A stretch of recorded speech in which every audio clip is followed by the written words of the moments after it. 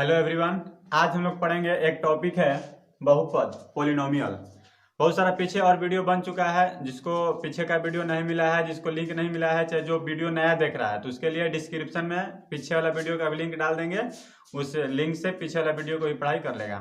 हम लोग इससे बहुपद के बारे में, जैसे बहुपद हम लोग चैप्टर सुना साना लग रहा है, जैसे 8 क्लास में बहुपद के बारे में पढ़े हैं, 9th क्लास में भी पढ़ना है और 10th क्लास में भी पढ़ना है, अर्थात 8, 9, 10 सभी में हम लोग को पढ़ना है बहुपद पोलिनोमियल चैप्टर।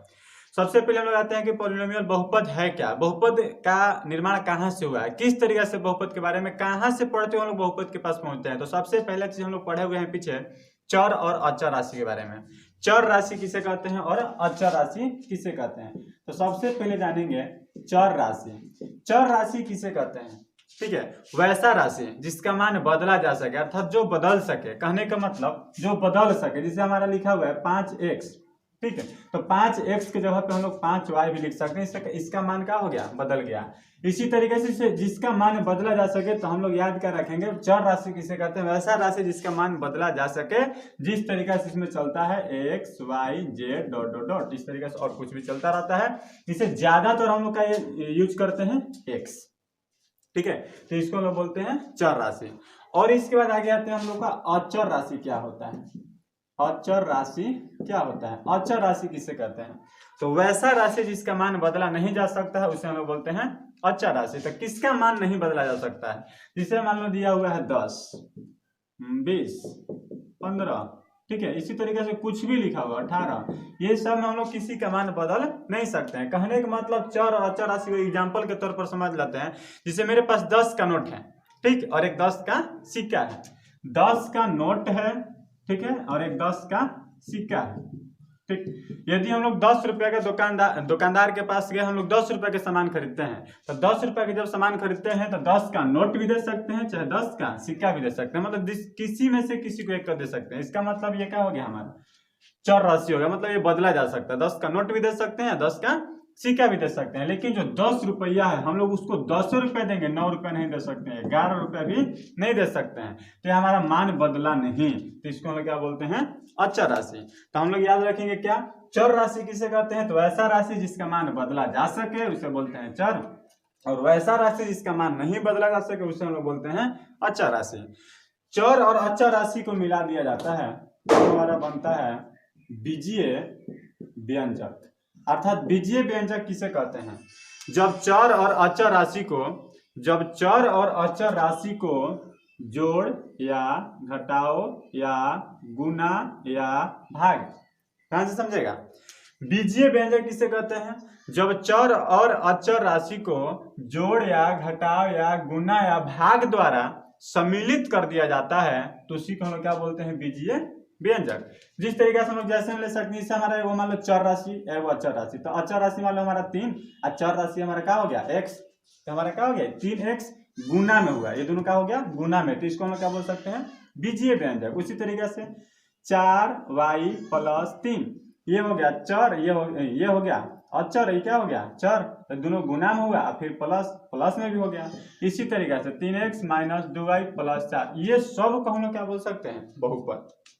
ये सब हमारा क्या है, बहुपद है, या तो जोड़ द्वारा हो या माइनस द्वारा हो या गुना द्वारा। अर्थात कहने का मतलब जोड़ या घटाव या गुना या भाग द्वारा जब सम्मिलित होता है तो उसी को हम लोग बोलते हैं बीजीय व्यंजक। बीजीय व्यंजक का बहुत सारा प्रकार होता है। इसे कहने का मतलब उसे पद के आधार पर ही बांटा गया है और घात के आधार पर ही बांटा गया है। तो पद के आधार पर इसे हम लोग बोल सकते हैं एक पदी बीजीय व्यंजक, द्विपदीय बीजीय व्यंजक, त्रिपदी बीजीय व्यंजक, इस तरीके से। तो एक पदी, ठीक है, हम लोग चलते हैं एक पदी बीजीय व्यंजक, वैसा बीजीय व्यंजक जिसमें सिर्फ एक ही पद हो, सिर्फ एक ही पद हो उसे हम लोग क्या बोलते हैं, एक पदी। और जिसमें 2 पद हो उसे हम लोग क्या बोलेंगे, द्विपदी। और जिसमें 3 पद हो उसे हम लोग क्या बोलेंगे, त्रिपदी। और पद किसे कहते हैं, पद क्या होता है, जब बीजीय व्यंजक में प्लस या माइनस से जो अलग होता है उसी को हम लोग क्या बोलते हैं, पद। जब प्लस या माइनस से अलग हो, प्लस या माइनस से अलग होता है तो उसको हम लोग क्या बोलते हैं, पद। तो हम लोग इसमें लिखे एक पदी। एक पदी हमारा क्या होगा, जिसमें एक पद हो, इससे हमारा एक पद, ठीक है। इसी तरीके से 8xyz, ये भी क्या हो गया हमारा एक पद, ये भी हमारा क्या हुआ, एक पद। तो सबको हम लोग क्या बोलेंगे, एक पदी, सिर्फ एक पद है। उसी तरीके से हमारा आता है द्विपदी, जिसमें 2 पद हो, तो एक ये हो गया पूरा, क्या हो गया 1 और ये क्या हो गया 2। जो प्लस माइनस अलग हो, गुना भाग का मतलब नहीं है, हम लोग को सिर्फ क्या होना चाहिए, प्लस और माइनस से अलग हुआ हो, ठीक है। तो प्लस से अलग हुआ है 5y माइनस 7, ये से अलग हुआ है माइनस से, तो इसका मतलब ये हो गया एक पद, ये क्या हो गया एक पद, तो 2 पद हो गया 3xy माइनस 9abcd कुछ। अब इसमें लोग कहेंगे सर इसमें कितना पद, 2 पद, ये हो गया पूरा 1 पद और ये हमारा पूरा क्या हो गया 1 पद, इसमें क्या बोलेंगे द्विपदी। इसी तरीके से आगे भी हम लोग बढ़ जाते हैं त्रिपदी, क्या हम लोग बढ़ जाते हैं त्रिपदी। तो त्रिपदी में हमारा क्या हो जाता है, इसे कहने वाले 3 पद हो, 3x प्लस 2y प्लस 9, 1 पद 2 पद, क्या हो गया 3 पद, 5y minus 7x minus plus 10, 1 पद 2 पद 3 पद, तो इसे हम क्या बोलेंगे त्रिपदी। इसी तरीके से कितना भी पद हो, तो पद को पहचानना होता है, तो हम लोग इस तरीके से पद के बारे में जानकारी ले लेते हैं। इसी तरीके से जब हमारा कोई भी पद होता है तो हमारा कुछ एक आता है गुणांक, ठीक है। और हमारा गुणांक क्या होता है, गुणांक हम लोग किसे कहेंगे, जिस तरीके से गुणांक हमारा क्या हो गया, बहुत एक पद दिया हुआ है, उस पद में बहुत सारा उसमें चर राशि भी है और अचर राशि भी है, सम्मिलित है एक दूसरे से, गुना भाग द्वारा जुड़ा हुआ है, तो उसमें जो एक दूसरे का गुना में होगा उसी को हम लोग क्या बोलते हैं गुणांक। जिस तरीके से हमारा दिया हुआ है गुणांक को समझेंगे, -8xy। अब इसमें हमारा पूछे को y का गुणांक क्या है, तो गुणांक जब कहेंगे तो y का गुणांक, इसका मतलब y को छोड़ के जितना गुना में है सबको क्या बोलेंगे गुणांक। x का गुणांक पूछे तो x को छोड़ के जितना गुना में उसको क्या बोलेंगे गुणांक। 8 का गुणांक पूछे तो 8 को छोड़ के जितना कुछ भी उसको क्या बोलेंगे गुणांक, तो ये हमारा क्या हो जाता है गुणांक। तो गुणांक हमारा क्वेश्चन में पूछे थे यहाँ पे y का गुणांक क्या है यहाँ पे, ठीक है, y का गुणांक क्या है, तो y का गुणांक क्या है, तो y छोड़ देंगे तो -8x। उसी तरीके से x का गुणांक क्या है, तो x छोड़ देंगे तो -8y। इसी तरीके से 8 का गुणांक क्या है, तो -xy। इस तरीके से हमारा क्या हो जाएगा गुणांक। तो कैसा भी गुणांक कभी पूछे तो हम लोग को सिर्फ याद क्या रखना है, गुणांक में जो पूछ रहा है, ठीक है, जिसका पूछ रहा है गुणांक, जैसे y का पूछ रहा है, एक्स स्क्वायर का पूछ रहा है, एक्स क्यू का पूछ रहा है, जिसका गुणांक पूछेगा उसको छोड़ करके बाकी सब को लिख देंगे, उसी को हम क्या बोलते हैं गुणांक।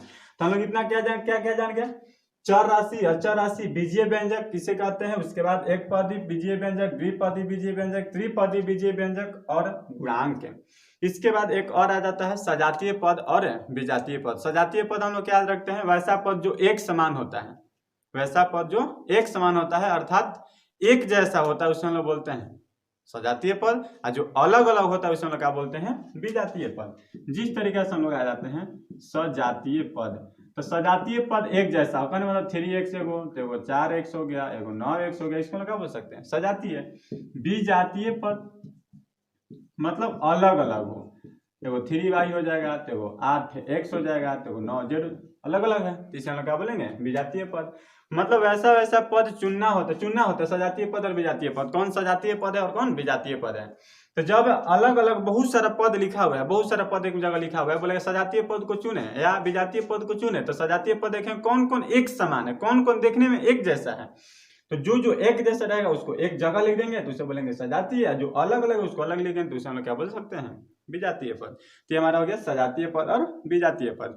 उसी तरीके से हमारा होता है बीजीय व्यंजक का घात, ठीक है, बीजीय व्यंजक का घात। तो हम लोग उसी में हम लोग पढ़ते हैं बहुत सारा बीजीय व्यंजक में एक घातीय, द्विघातीय या बहुघातीय, ठीक है, एक घातीय बहुपद, द्विघातीय, त्रिघातीय, इसे मतलब बहुपद के प्रकार होता है, ठीक। तो हम लोग इसमें इसी तरीके से और जैसे एक पदी, द्विपदी, त्रिपदी, फिर उसी तरीके से यहाँ से हम लोग का निर्माण हो जाता है एक पदी बीजीय व्यंजक, द्विपदी, त्रिपदी, उसी तरीके से हमारा जाता है बहुपदी अर्थात बहुपद। बहुपदी अर्थात क्या हो जाता है बहुपद।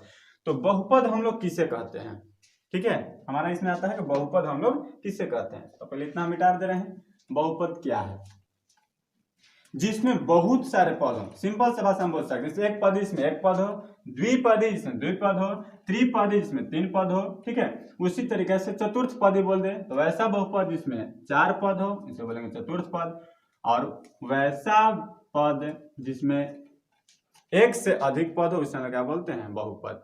तो हम लोग उस तरीके से परिभाषा नहीं देते, यहाँ पे हम लोग आते हैं परिभाषा क्या देते हैं, बहुपद किसे कहते हैं, ठीक है।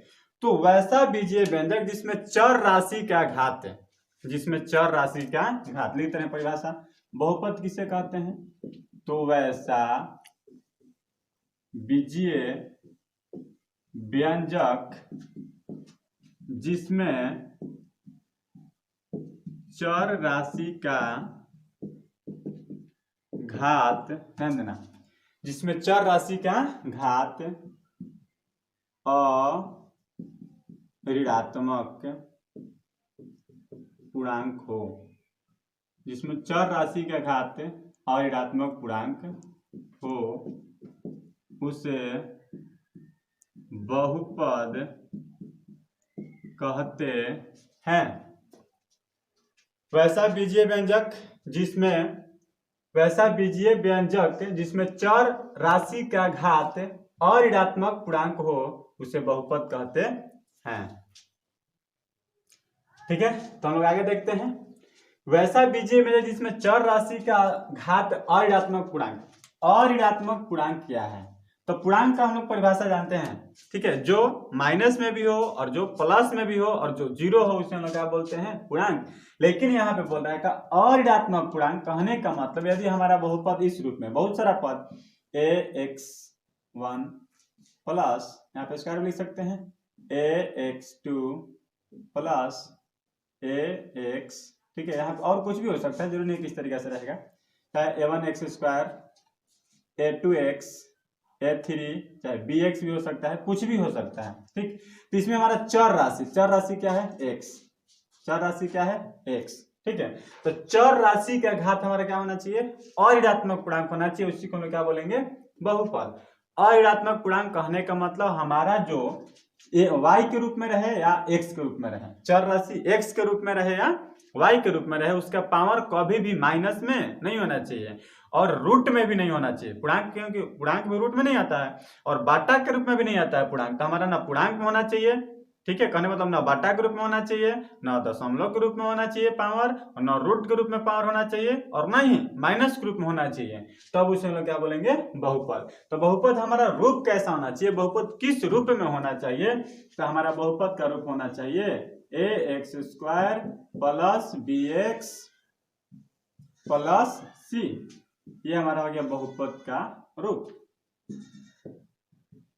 ये हमारा हो गया बहुपद का रूप। बहुपद का रूप ऐसा होना चाहिए ax square plus bx plus c।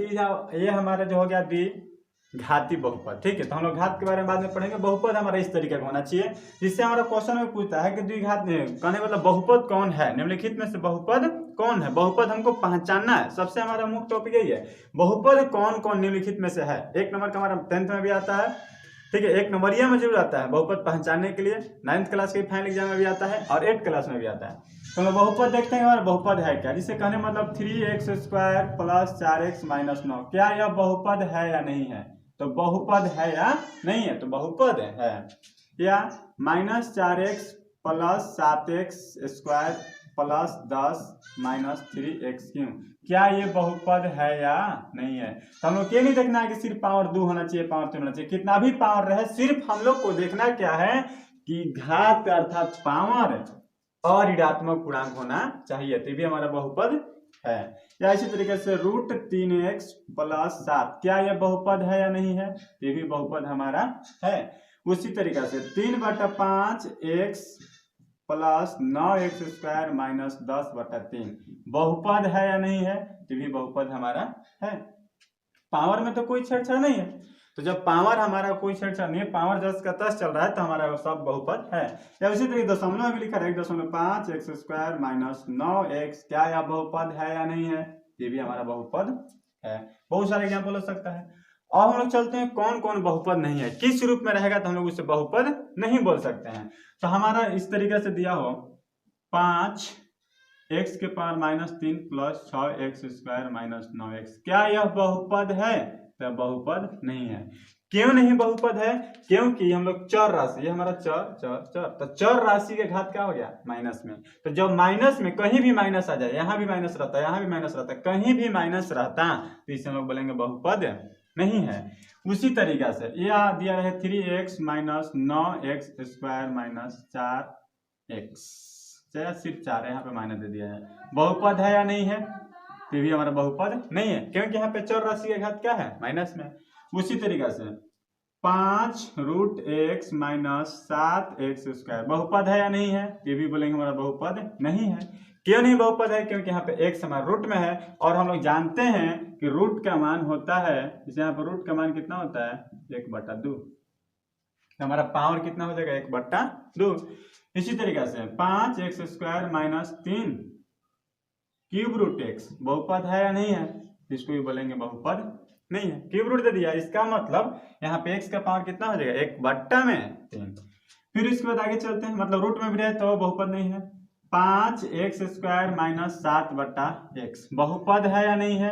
इसको भी बोलेंगे बहुपद नहीं है। क्यों नहीं बहुपद है? क्योंकि यहाँ पे बट्टा में आ गया एक, तो सर पावर तो माइनस में नहीं है, लेकिन पावर माइनस में है, भले दिखाई नहीं दे रहा है। तो कैसे हम बोलेंगे पावर माइनस में है? जब बट्टा में होता है, तो जब ऊपर जाता है तो इसका पावर क्या हो जाता है माइनस। पावर क्या हो जाता है माइनस। हम लोग पढ़े होंगे घात घातांक के चैप्टर में, जो इस तरीके से फॉर्मूला होता है 1 के पावर माइनस m बराबर 1/1 के पावर m। ठीक है, तो उसी के रूप में यह हमारा बहुपद नहीं है, तो इसको हम लोग बहुपद नहीं बोल सकते हैं। ठीक, जस्ट इसी प्रकार आगे हम लोग देखते हैं। फिर इसी में और हम लोग लिख सकते हैं 3x माइनस 9/x², इसको बोलेंगे कि नहीं? ये भी बहुपद नहीं है, क्योंकि भी हमारा कोची में आ गया बट्टा में। यह आगे दे दिया 5x² प्लस 7x के पावर 1/3 प्लस 7 बहुपद है या नहीं है? ये भी बहुपद नहीं है, क्योंकि पावर कोची में हो गया बट्टा के रूप में। 3x के पावर 1.5 प्लस 7x² माइनस 9 बहुपद है या नहीं है? तो इसको भी बोलेंगे बहुपद नहीं है। उम्मीद करते हैं कि टोटल बहुपद है या बहुपद नहीं है पहचान करना होगा।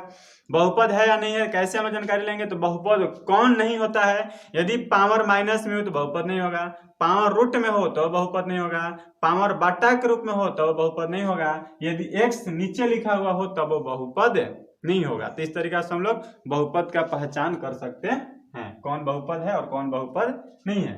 फिर इसके बाद ये हमारा हो गया बहुपद। ठीक, तो बहुपद का बहुत सारा प्रकार होता है, एक घातीय बहुपद, द्विघातीय बहुपद, त्रिघातीय बहुपद। तो एक घातीय बहुपद किसे कहते हैं? ठीक है, एक घातीय बहुपद किसे कहते हैं? तो वैसा बहुपद जिसका अधिकतम घात कितना हो 1। ठीक है, जिसका अधिकतम घात कितना हो 1, उसे हम बोलेंगे एक घातीय। जिसका अधिकतम घात 2 हो उसे हम लोग क्या बोलेंगे? द्विघातीय। जिसका अधिकतम घात 3 हो उसे हम लोग क्या बोलेंगे? त्रिघातीय। तो एक घातीय बहुपद के प्रकार में आता है पहला एक घातीय बहुपद। एक घातीय बहुपद, ठीक है, बहुपद। तो एक घातीय बहुपद वैसा बहुपद जिसका अधिकतम घात, उस पूरा बहुपद में सबसे ज्यादा अधिकतम घात कितना होना चाहिए? 1, तब उसे बोलेंगे घातीय बहुपद। एक घातीय बहुपद का रूप होता है ax प्लस b। अधिकतम घात x का पावर कितना है 1 नहीं है, x का पावर कितना है 1। पद नहीं देखना, हम लोग को घात देखना है, तो घात इसका कितना है 1, इसे हम क्या बोलेंगे? एक घातीय बहुपद। उसी तरीका से हमारा आ जाता है द्विघातीय बहुपद। क्या आता है? द्विघातीय बहुपद। तो द्विघातीय बहुपद जिसमें अधिकतम घात कितना हो 2, तो ax² plus bx plus c, इसे हम क्या बोलेंगे? द्विघातीय बहुपद। इस बहुपद अधिकतम घात कितना है 2, कितना अधिकतम घात है 2, जिसे क्या बोलेंगे? द्विघातीय बहुपद। इसी तरीके से और हमारा हो सकता है त्रिघातीय बहुपद। त्रिघातीय बहुपद जिसका अधिकतम घात कितना हो 3, जिसे ax³ plus bx² plus cx plus d, अधिकतम घात कितना है 3। और हमारा क्वेश्चन हो सकता है कि बहुपद दिया रहेगा, बताएगा इसका अधिकतम घात कितना है। ठीक है, अच्छा इस बहुपद का घात बताएं। क्या करें? घात बताएं। तो जब घात बताना होगा, इसे हमारा दिया है 3x² माइनस 9x प्लस 7, इसका घात कितना है? ठीक है, अधिकतम घात, सबसे ज्यादा घात कितना है 2, इसका अधिकतम घात कितना हो गया 2। उसी तरीके से 5x³ minus 7x² plus 8x minus 9, अधिकतम घात कितना दिखाई दे रहा है 3, इसे क्या बोलेंगे 3। 5x प्लस 7x², इसका अधिकतम घात कितना है 2, अधिकतम घात कितना है 2। 5x के power 5 plus 7x³ plus 8x² minus 9, अधिकतम घात कितना दिखाई दे रहा है 5। ठीक है, तो कौन घातीय बहुपद है? तो जिसका अधिकतम घात जितना होगा उसको हम लोग उतना ही घातीय बहुपद बोलते हैं। तो ये हमारा हो गया घात लिखने के लिए, अर्थात किसी भी बहुपद का घात लिखना हो तो हम लोग सबसे ज्यादा पावर देखेंगे कितना है, सबसे ज्यादा पावर जितना रहेगा उसको हम लोग बोल देंगे वही क्या है हमारा उस बहुपद का घात है। हम लोग बहुपद का जिससे हम लोग पढ़ना है द्विघाती बहुपद के रूप में, तो द्विघाती बहुपद के रूप में पढ़ेंगे। द्विघाती बहुपद हमारा 9th में पढ़ना द्विघाती और 10th में पढ़ना द्विघाती। तो जब द्विघाती होता है तो इसका रूप हमेशा याद रखना है, क्या होता है a x square plus b x plus c, a x square plus b x plus c. इसको हम लोग इससे एग्जाम्पल क्या दे सकते हैं, 3x square plus 4x minus 9, 5x square plus 7x plus 10, या 5x minus 9x square plus 8 भी हो सकता है। आगे पीछे भी लिख सकते हैं, जरूरी नहीं है कि हम लोग लाइन से लिखेंगे। या 8 minus 3x plus 4x square, ये सब हमारा क्या है द्विघाती बहुपद। ठीक है, तो ये हमारा हो गया द्विघाती बहुपद। ये हमारा हो गया बहुपद के बारे में। ठीक है, बहुपद कितने प्रकार के होते हैं, अर्थात बहुपद का प्रकार क्या क्या है, और बहुपद का हम लोग पहचान करने के लिए भी सीखे, बहुपद का परिभाषा भी पढ़ लिए, बहुपद पहचानने के लिए भी सीख लिए। अब हमारा इसी चैप्टर में आता है कि बहुपद, अर्थात क्वेश्चन बहुपद दिया है क्या, उसको गुणनखंड करें। ठीक है, गुणनखंड मतलब उसको क्या करें, तोड़ें। गुणनखंड मतलब उसको क्या करना है, तोड़ देना है, अर्थात छोटा छोटा रूप कर देना है।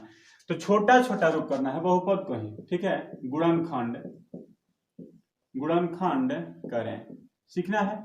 इसमें 8th क्लास से ही सीखना है, 8th क्लास में भी सीखता है लोग, 9th क्लास में भी पढ़ना है, 10th क्लास में भी पढ़ना है। तो किसी भी चीज का गुणनखंड करना है। ठीक है, तो हम लोग सबसे पहले देखते हैं गुणनखंड किसका किया जाए। तो गुणनखंड हम लोग देखते हैं, तो सबसे पहले हमारा मान लो दिया हुआ है एक्स स्क्वायर प्लस 10 है, यहाँ पे minus 7x, x square minus 7x plus 10, इसका गुणनखंड करें। तो जब द्विघाती बहुपद का गुणनखंड करना होता हो, जब द्विघाती बहुपद का गुणनखंड करना होता हो, तो हम लोग का एकदम सिंपल सा याद क्या रखना है कि पहिलका पद, अर्थात पहले तो पावर को घटते क्रम में लिख देंगे। यदि इस रूप में नहीं लिखा हुआ हो बहुपद, इस रूप में पहले लिखेंगे। किस तरीके से लिख तो दिए। अब इसका गुणांक, इसका गुणांक कितना है 1, यहाँ पे गुणांक कितना है 10, अंतिम पद 1 और 10 में गुना करेंगे तो 10 1 कम 10, दो क्वेश्चन समझ लिया, सब समझ में आ जाएगा। 1 और 10 में गुना करेंगे तो कितना हो जाएगा 10।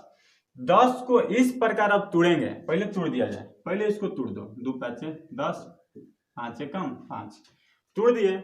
इसको इस प्रकार तोड़ना है कि जोड़ने या घटाने पर कितना आना चाहिए, बीच वाला 7, जोड़ने या घटाने पर कितना आना चाहिए 7, याद रहेगा। गुना करेंगे, गुना करने के बाद इसको तोड़ेंगे, जितना टूट जाए। अब इसको 2 भाग में, बहुत लंबा बार में टूटता है, तो कितना भी बार में टूटे उसको 2 भाग में बांटेंगे, और जोड़ने चाहे घटाने पे कितना आना चाहिए 7। तो देखते हैं 5 कम 5 और 2, जोड़ने या घटाने, जोड़ने की चिन्ह नहीं देखेंगे घटाव है, उम्र देखो, जोड़ने या घटाने तो जोड़ दो, 5 है तो कितना हो गया 7। ठीक है, अब एक चीज हम लोग ध्यान देंगे, एक चीज हम लोग क्या ध्यान देंगे,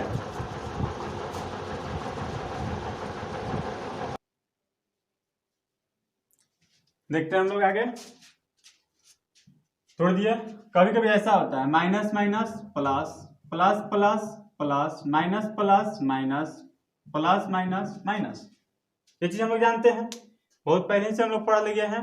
हम लोग को इसके आधार पर हम लोग यहाँ पे चिन्ह देना होता है। तो सबसे पहला चीज तो लिखने के लिए सीख लो, बराबर एक्स स्क्वायर, ये तो जस्ट कितना लिखेंगे, माइनस है तो माइनस लिखेंगे, फिर बड़े वालों को लिखेंगे, तो बड़ा वाला कौन है 5, एक्स है तो इसमें एक्स लिखेंगे।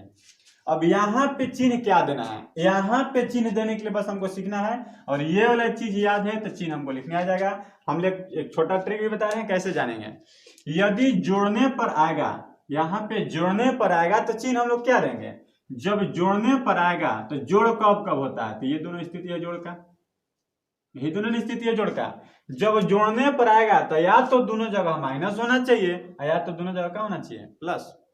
जब जोड़ने पर आएगा तो या तो दोनों जगह माइनस, या तो दोनों जगह में प्लस। यदि घटाने पर आएगा तो एक जगह माइनस तो एक जगह प्लस, एक जगह प्लस तो एक जगह माइनस, जब घटाने पर आता तब। लेकिन यहाँ पे क्या आया है, जोड़ने पर आया है, तो जोड़ने पर आया तो या तो दोनों जगह माइनस, या तो दोनों जगह प्लस। तो जब यहाँ पे माइनस, तो ये जो क्या लिखना होगा माइनस 2 एक्स प्लस क्या हो गया 10, एक्स एक्स, ये दोनों को एक साथ रखेंगे और ये दोनों को एक साथ रखेंगे।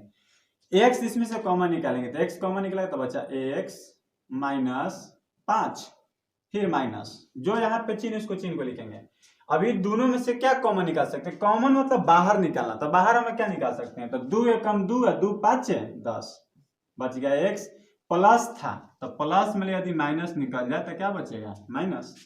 2 5 10, दोनों कोष्ट को एगो में लिखते हैं और बाहर वाले को एगो में लिखते हैं। यही हमारा क्या हो गया? गुणनखंड। और एग्जाम्पल देख लेते हैं हमारा।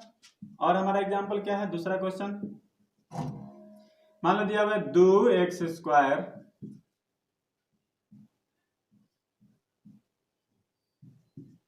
इस तरीके से दिया है 2x² प्लस 11x प्लस 15। ठीक है, 2x² प्लस 11x प्लस 15। हमारा नियम क्या कहता है? नियम हमारा कहता है कि पहले का पद और अंतिम का पद में क्या करो? गुणा करो। तो यहाँ पे 2 है, यहाँ पे कितना है? 15, तो 15 दूनी के 30। इसको दो भाग में इस प्रकार बांटेंगे कि जोड़ने या घटाने पर कितना आना चाहिए? 11। तो पहले हम लोग गुना कर लिए, गुना करने के बाद इसको तोड़ेंगे। 15 दूनी के 30, 3 5 15, 5 एकम 5। इसको दो भाग में बांटना है। कितने भाग में बांटना है? दो भाग में। इस प्रकार बांटना है कि जोड़ने या घटाने में कितना आना चाहिए? 11। जिससे देखते हैं क्या क्या लिख सकते हैं, सिखा रहे हैं पहले यहाँ पे किस तरीके से दो भाग में बांटेंगे। तो जो मन तुम्हारा समझ में आ गया, जिससे तुमको तोड़ने आ गया उसे तोड़ के देखो, लेकिन ये चीज हमको आना चाहिए। हमारा मान लो पहले सोच लिया, हमारा जो सोचना सोच लेंगे। 5 आई 15, 2 एकम 2, घटाएंगे तो 11 आएगा नहीं, जोड़ेंगे तभी नहीं आएगा, ये कैंसिल कर देंगे, खत्म। आगे देखते हैं।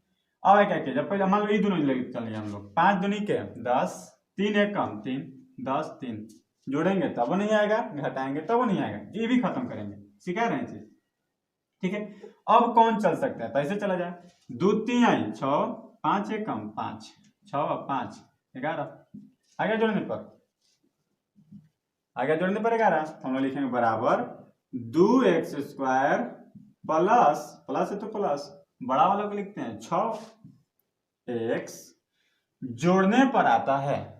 जब जोड़ने पर आता है तो या तो दोनों जगह माइनस या तो दोनों जगह प्लस। तो एक जगह हो गया प्लस, तो दूसरी जगह क्या लिखना होगा? प्लस। 5x प्लस 15, ये दोनों को एक साथ लेते हैं और ये दोनों को एक साथ लेते हैं। चिन्ह नहीं पढ़ेंगे, समझाने के लिए पढ़ रहे हैं। अब यहां से कॉमन निकालते हैं, तो 2 एकम 2, 2 3 आई 6, x कॉमन निकल गया, x प्लस 2 3 आई 6 प्लस 5 एकम 5, 5 3 आई 15, 5 3 आई 15। तो दोनों कोष्ट को एगो में और बाहर वाले को एगो में। ये हमारा क्या हो गया? गुणनखंड। एक चीज और याद रखना है, कभी भी हम लोग जब गुणनखंड करेंगे तो यहाँ पे जो दोनों कोष्ट का मान आ रहा है बराबर आना चाहिए, तब जानेंगे कि गुणनखंड सही है। यदि बराबर नहीं आया तो समझेंगे गुणनखंड सही नहीं है। ये चीज हमेशा याद रखना होगा। कभी भी जब गुणनखंड करेंगे तो हमारा बराबर आना चाहिए। यदि बराबर आ गया तो गुणनखंड सही है, और बराबर नहीं आया तो गुणनखंड सही नहीं है। फिर इसके बाद आगे हम लोग चलते हैं हमारा, और इसमें बहुत सारा क्वेश्चन हो सकता है, किसी ग्रुप का क्वेश्चन हो सकता है, जिससे हमारा क्वेश्चन मान लो और तीसरा दिया हुआ है 5x² प्लस 10, चाहे मान लो माइनस यहाँ पे दिया हुआ है।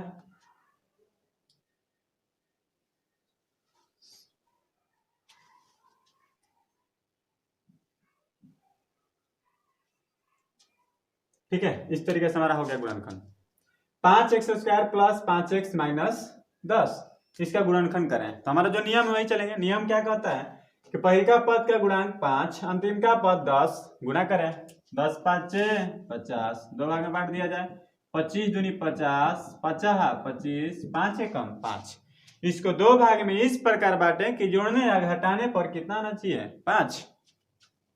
5 एकम 5, 5 दूनी के 10, घटा देंगे 5, तो इसको 10 के 10 लिखते हैं। 5x², ये भी प्लस 10 के 10, फिर माइनस है 10, ये भी 10 के 10। बीच वाले को सिर्फ ये दोनों लिखना होता है। तो एगो है 10 तो लिख दिए 10x, एगो है 5 तो लिख दिए 5x। लेकिन यहाँ पे चिन्ह क्या होगा, यही चिन्ह के बारे में हम लोग को सीखना है।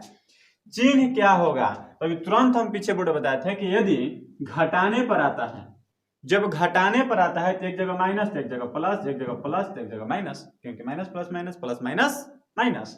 तो यहाँ पे घटाने पर आया है, तो घटाने पर आया है, तो यहाँ पे प्लस, तो यहाँ पे क्या लिखना होगा माइनस। कोई दिक्कत? आगे 5x, क्योंकि 5 से कम 5, 5 दूनी के 10, x कॉमन निकाल दिए तो बच गया x प्लस 5 दूनी के 10 माइनस 5 कॉमन निकल गया x माइनस बाहर निकल गया तो अंदर क्या बचेगा प्लस 5 दूनी के 10। दोनों कोष्ठ को एगो में, कोष्ठ के मान बराबर आ गया, इसका मतलब गुणनखंड है, सही है। x प्लस 2 कोष्ठ में 5x माइनस 10 हो जाएगा इस तरीके से।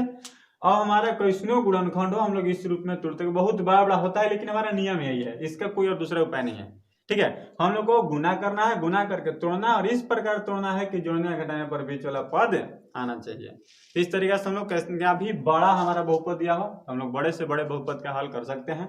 ठीक है, और हमारा बहुत सारा इसे बहुपद आता है, हम लोग बहुत सारा बीजीय व्यंजक पढ़ेंगे, बहुत सारा सर्व समीकरण पढ़ेंगे, जिससे हमारा कभी कभी ऐसा भी आ जाता है 5 चाहे यहाँ पे 25x² माइनस 36 गुणनखंड करें। द्विघात बहुपद तो है, द्विघात बहुपद तो है, लेकिन इसमें 3 पद नहीं है, 3 पद नहीं है, तो इसको हम लोग कैसे करें? तो हम लोग आगे पढ़ेंगे सर्व समीकरण। ठीक है, 9th क्लास में 25 को हम लोग क्या लिख सकते हैं 5x लिख सकते हैं पूरा को, 25 5 का स्क्वायर करेंगे 50, 25 x का स्क्वायर करेंगे x², फिर माइनस 36 है तो क्या लिख सकते हैं यहाँ पे 6 का स्क्वायर, क्योंकि 6 का स्क्वायर करेंगे 6 आगे 36 a² माइनस b², तो a² माइनस b² का फॉर्मूला आता है a plus b into a minus b हो जाएगा। ठीक है, इस तरीके से हम लोग, और बहुत सारा ऐसा होता हो, मान लो एक और हमारा क्वेश्चन हो इस तरीके से नहीं दिया हुआ है, मान लो दिया है 4x² माइनस 3, इसको कैसे बनाएंगे, इसका गुणनखंड कैसे किया जाए? हमारा आंसर दिया है लेकिन हमको तोड़ना नहीं आ रहा है, तो ऐसे हम लिख सकते हैं 2x पूरा का स्क्वायर माइनस 3 है, तो 3 का तो स्क्वायर कुछ नहीं कर सकते हैं, तो एक चीज कर सकते हैं, क्या कर सकते हैं? तो √3 बताएं पीछे कि रूट से स्क्वायर हमारा कहा जाता है खत्म, तो फॉर्मूला हो गया a² minus b², a² minus b² का formula a plus b into